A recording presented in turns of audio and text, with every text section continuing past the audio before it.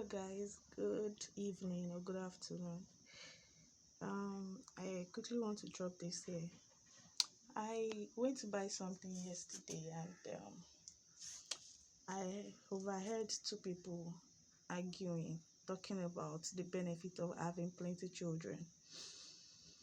And the only benefit that one of the women could come up with is that by the time she gets old, she will get to hit the fruit of her labor from different children.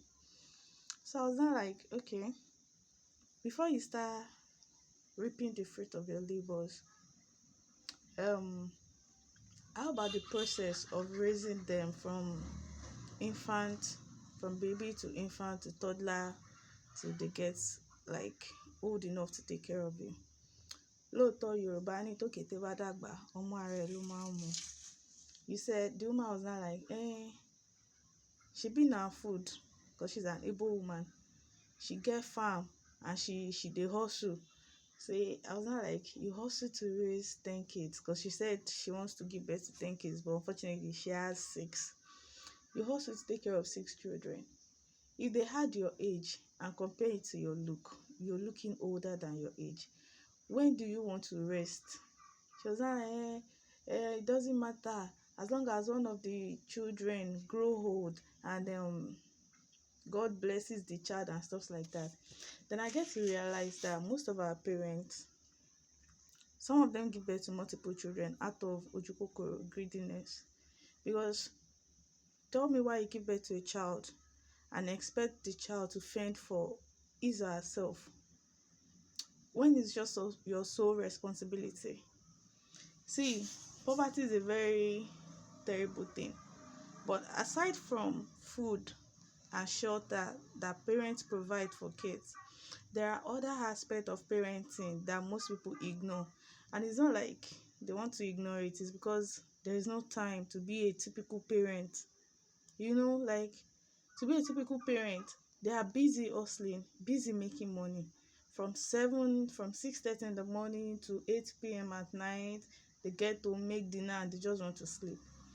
What happened to the kids? What of their mental health? What of whatever things they experience in between growing up?